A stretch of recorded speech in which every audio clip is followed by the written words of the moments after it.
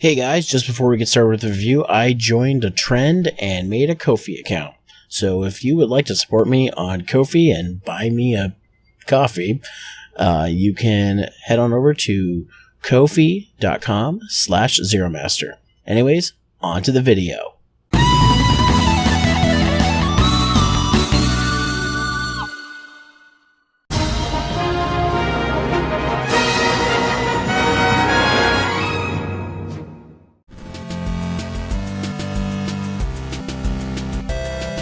Kid Tripp is an endless runner available for Nintendo Switch, 3DS, and iOS made by Michael Burns and 4 Horses. It's a high difficulty but short and sweet endless runner platformer that I recently got on sale for the Switch for $2.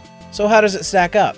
I'll admit, I'm not a huge fan of the endless runner genre. There's a few games I've played such as the Bit Trip series and Sonic Dash, but it's very much a samey feeling formula.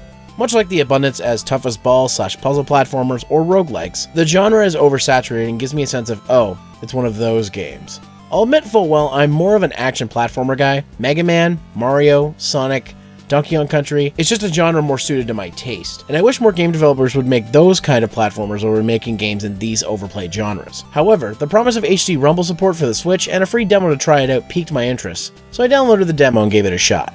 I did not expect to have as much fun with this game as I did.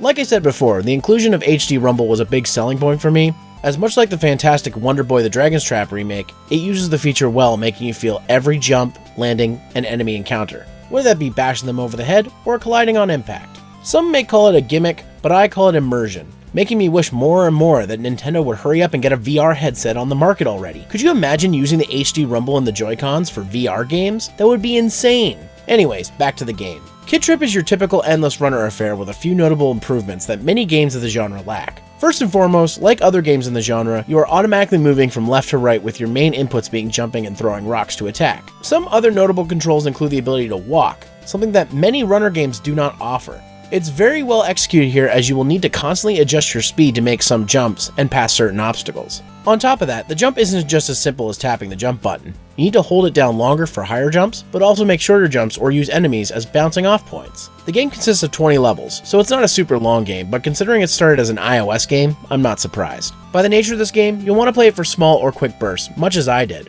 I was playing this game when I was waiting for videos to render, in the waiting room when getting my car e-tested, and yes, even while on the toilet. One other thing that is nice about the Nintendo Switch version is it gives you the opportunity to play in either handheld or console mode, meaning I was able to play it while capturing this footage. Needless to say, this game offers a lot of ways to enjoy it, but I personally recommend the Switch version for both the HD Rumble and options of portability and couch play. The game's only real drawbacks are in its difficulty and presentation. The game includes one-hit deaths and is designed to hurt you plenty. Of course, this is a tactic used by many games in the genre, but it's worth mentioning as it could detract some players. That being said, the game does offer multiple paths and multiple ways to overcome each stage's obstacles. Not to mention, unlimited continues at the cost of losing all your coins, but unless you care about your high score, that's not a huge trade-off. The game uses the 8-bit style that's very popular with indie games. My main problem with it is it looks generic. So many games these days offer a similar visual style, but very few do something interesting with it, and sadly, Kid Tripp does not do much with its visuals. Like many games, it seems just fine trying to make it look like a Mario clone, even when it isn't. Right down to our character's red cap, red shirt, blue jeans, and the collectible being coins, where if you get 100 of them, you get a free life. However, the game does try to change things up by adding in an ice stage with interesting physics and minecart sections just in time to trigger Donkey Kong Country flashbacks. Honestly, the worst part I'd have to say is the sound. The music is okay enough, catchy and upbeat, but then there are some tracks that are, let's just say, mildly annoying. I know it's going for that retro aesthetic, but could we pull back the high notes and repeating chiptune melodies and add something that's less insanity-inducing? That being said, it does fit with the fast pace and risky tone of the game. The sound effects are generic and uninspired. I swear I've heard these exact sounds in other games. The death and coin sounds are the exact same ones used in many of FreakZone's games, who also ironically have an endless runner game called Night Terrors that I kind of want. Overall, audio is kind of weak in this one.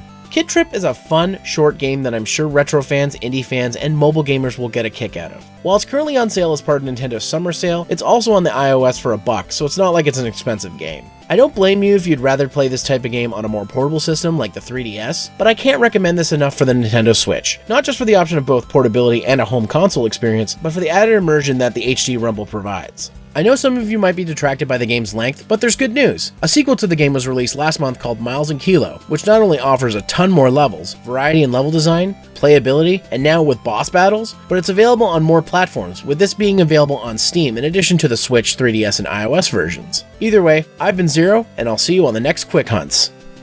Hey guys, thanks for watching this review. I know I said the Mega Man 8 video would be my next review, but I just wanted to get out one more quick video before it to fill the gap. Don't worry, it's coming. While you're waiting for that, why don't you subscribe to my channel and hit the bell for notifications that may or may not tell you when I have new videos up. In addition to following me on Facebook at Zeromaster fanpage, follow me on Twitter at Zeromaster, follow my Instagram at ZeromasterLP for pictures of me and my cat, and follow me on twitch.tv/ZeromasterLP to catch my streams every Tuesdays and Thursdays at 11 PM Eastern Time. And if you're still itching for more videos from me, you can check out my last Quick Hunts review on Bubsy the Woolly Strike Back to your left. And on your right, I have my interview with David Winter of Canuck Play on the Hunter Base podcast. Thanks again for watching, and I'll see you next time.